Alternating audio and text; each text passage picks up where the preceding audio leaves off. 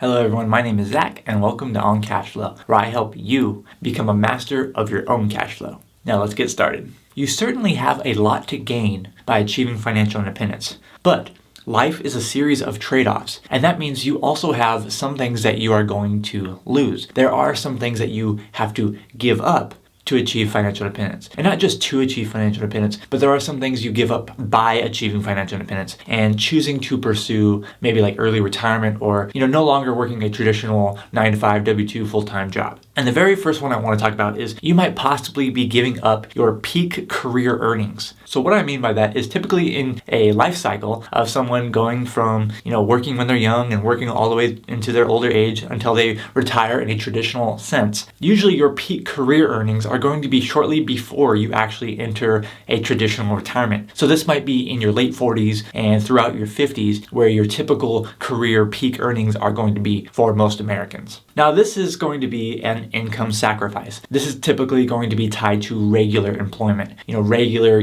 W-2 income, climbing the corporate ladder or the career ladder. Typically you're going to have the most experience in your field. You're going to have a lot more experience in general just working. And in your later years, you're probably going to be having your peak career earnings. And if you choose to achieve financial independence, if you choose to retire early or just choose to go on a different path, then you could possibly be giving up that higher income. You're possibly giving up those higher peak earnings. This is definitely something you have to keep in mind because with peak earnings comes more potential for building more wealth, becomes more potential for spending more, having more enjoyment because you have more money to do so with it. So this is something that you do have to keep in mind. But the real question you have to ask yourself is peak earnings, those peak earning years, is that more important or is that just as important to consider as having, pretty much unlimited free time to do with what you want to do with your time, i.e. financial independence and retiring early? For me, becoming financially independent and pursuing self-employment, what I'm doing right now at a very young age, I'm giving up a lot of potential career earnings on the W-2 side that I could have experienced, after college. So this is one thing that I'm giving up that has really hit home with me. And is it a mistake? So far, I don't think so. And this is something that you're going to have to ask yourself as well. Is it worth it once you cross that road?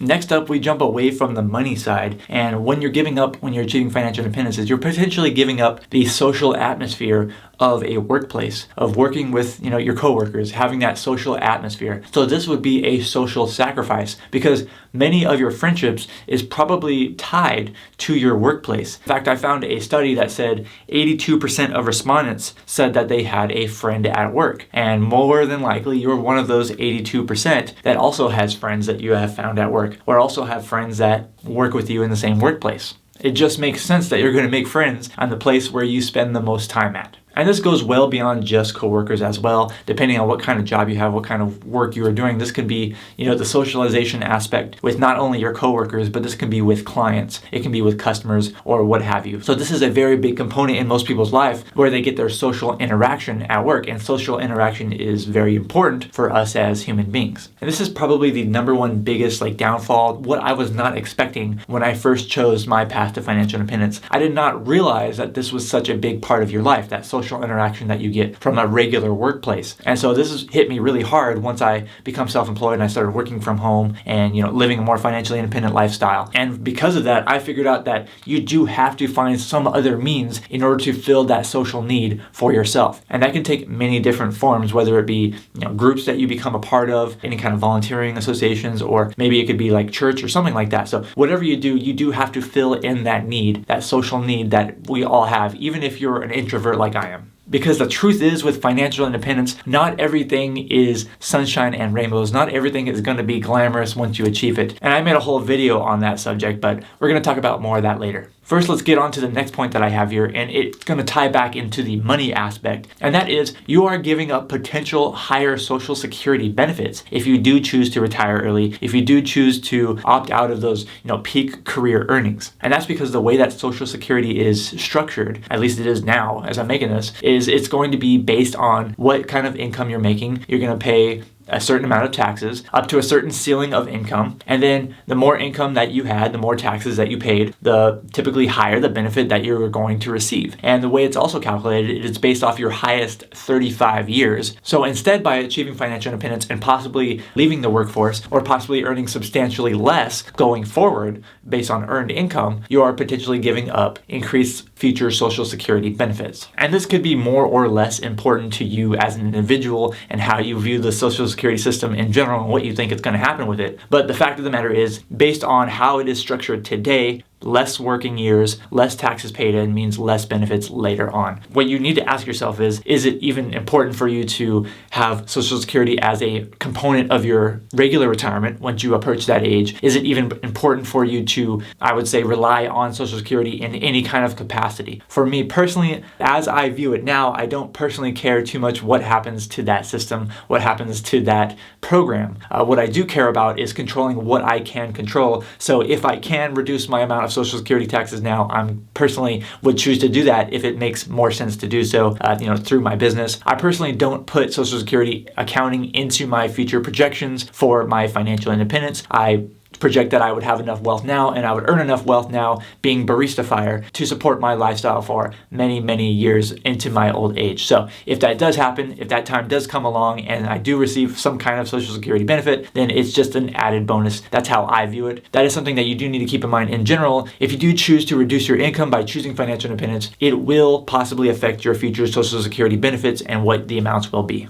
Next up on this list, we have another one that is a social sacrifice. And this is simply what I say, you're giving up a sense of normalcy. Living a financially independent lifestyle, especially if you're on the younger end and you're retired or you're some kind of form of retired, you're only earning money part-time or you're only earning some from a side hustle or something like that. That is very different than what most people are doing. And just living a financial independence lifestyle in most circumstances, you're going to be choosing much different kinds of lifestyle than other people. You might have a smaller house. You might look for a older car. You might have a lot less stuff, if you're choosing like kind of minimalism. So all of these life choices, there are going to be so much different technically from what is normal. You lose that sense of normalcy in your life and you can either embrace that like I do, or maybe you have some kind of thing where you don't like the social stigma of that. So it just depends on what your character is or how you feel about those social norms. Because I can almost guarantee you every time you're going to meet a new person, at least in America, in American culture, one of the first things that you guys are going to be talking about is they're going to ask you,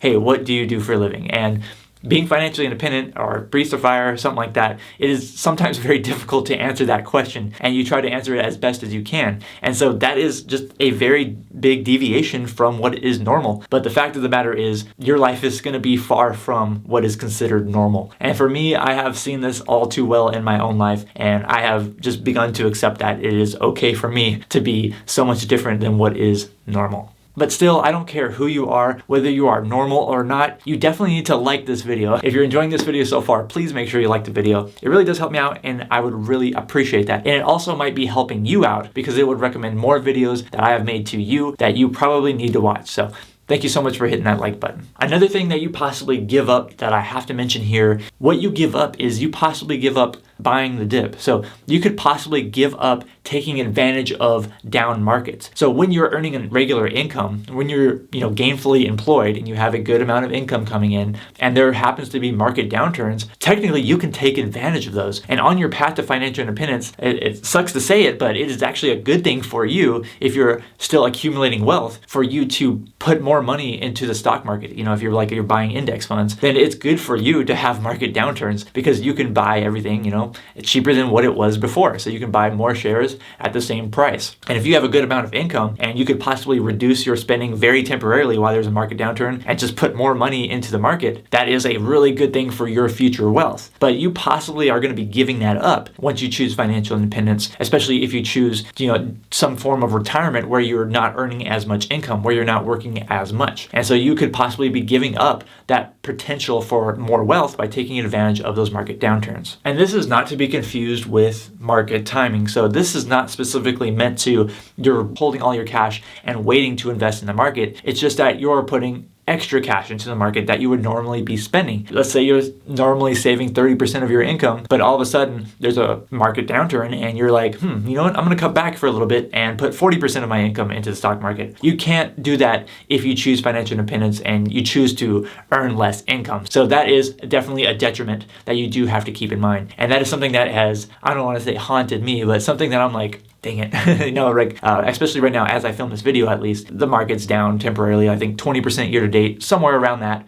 I try not to keep up with it too much, but it is something that I regretfully can't take advantage of as much as I could in the past when I had a regular income, when I had a much higher income. And so that is something that you do have to keep in mind. You're going to have to give up buying the dip if you choose financial independence and you choose to earn less income. But now I want to know from you in the comments below, what else do you think that you give up by achieving financial independence? Like, once you are financially independent and you leave, let's say, the traditional workforce, you leave the traditional 9 to 5, what else do you think that you are giving up when you choose financial independence? Please let me know in the comments below. I'm curious to know if you have any more ideas on that. And then, as I mentioned before, you need to know the truth about financial independence and how not everything is perfect once you achieve it. If you haven't watched this other video that I made, it's about the truth of financial independence and what to expect. So make sure you watch that video. It's going to pop up right after I pop off the screen.